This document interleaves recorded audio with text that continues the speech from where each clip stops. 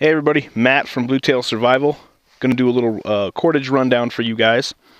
I hear a lot of people asking questions on forums and YouTube websites, whatnot. What's the best cordage for a survival situation, for a bushcraft situation, for this and that? So I just wanted to give you guys a couple of options and let you know what's out there and what my recommendations would be for them.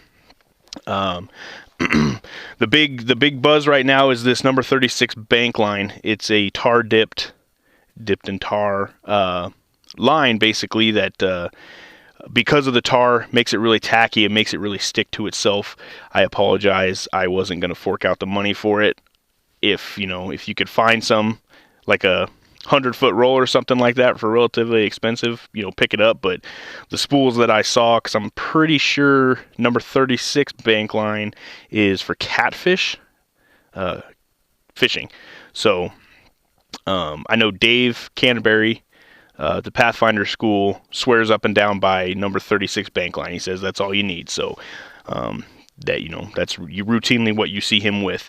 But I don't have the bank line, so I'll run you guys through some options here.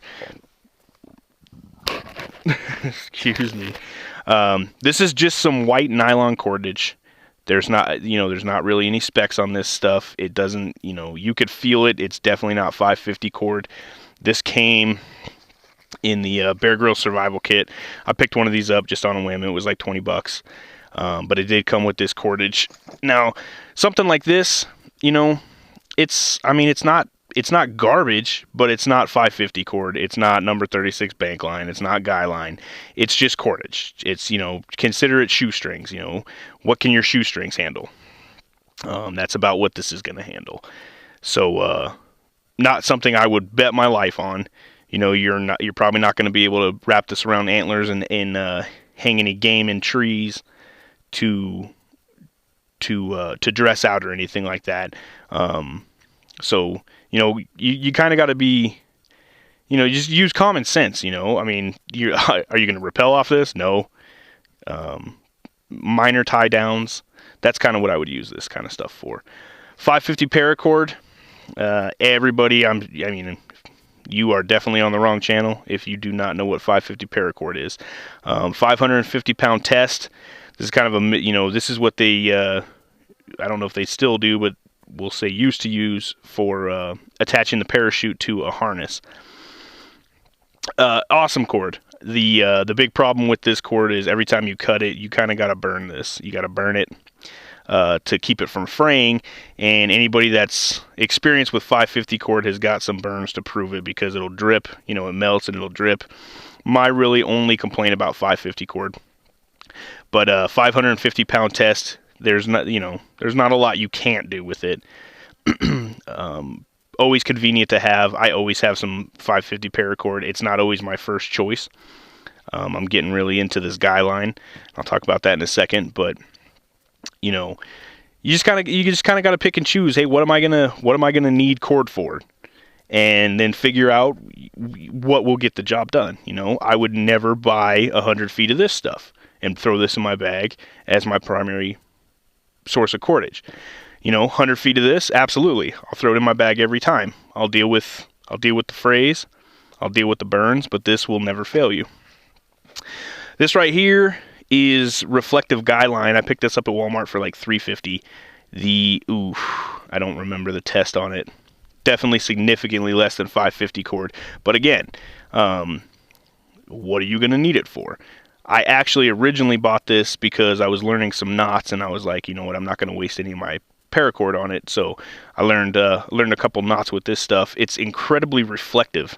It's insane. You saw it on my gear loadout. It was like glowing. But I would totally feel comfortable tenting down a stake, or staking staking down a tent with this. Stringing up a ridgeline for a tarp, tie downs, absolutely. I have all the confidence in the world in this stuff. I am never going to need, in a practical situation, anything that I'm doing, I'm never going to need all 550 pounds of tensile strength in the 550 cord. In a survival situation, who knows? I might. That's why I have it. With this stuff, this will do everything that the 550 cord will do for me. So just another option. Yeah, I like this stuff. Troy asked me to pick up some rope for one of our hunts. This is a 150-pound test, which I'm not gonna lie, I feel they're kind of undershooting that there. I feel like this is a pretty durable rope. I don't even I bought this so long ago, and I took the sticker around it that gives you all the specs on it. I don't actually know how long this is, but yeah, I just wanted to give you a couple of options if you're in the market for some cordage or anything like that. I've never used number 36 bank line. I'm not going to dog on it, but I don't think it's the end all be all to cordage. I think 550 cord will get the job done if you don't have a problem dealing with the phrase. This guy line, yeah, I want to say it's like, yeah, gosh, you know what? I don't know. I'll look that up and I'll get the specs for you. But like I said, for anything that I am going to do in a non-survival situation, this is going to get the job done. This stuff, I just don't trust it. I look at it, and as a matter of fact, let's see if we can see what the guts look like on this thing.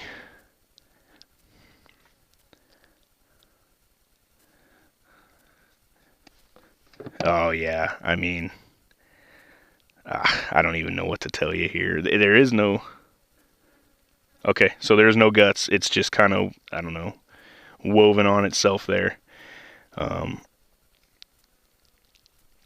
Yeah, I don't know. Maybe it's good enough. Not to knock on Bear Grylls or anything, because he is kind of one of the more, one of my favorite survivalist types. But I have noticed that some of the Bear Grylls Gerber products aren't the greatest in the world. But that's what comes. I think this comes with the Ultimate Survival Kit. Also, I think this is the Basic Survival Kit. So I don't know. I guess if you want to string a tarp with it, I'd be okay doing that. But if I had to secure something important, not gonna be my first choice. So, yep, I'll get some number 36 bank line eventually, and let you know if it's the Messiah to cordage, which I don't think it is. But yep, just some options for you guys on cordage. Thank you.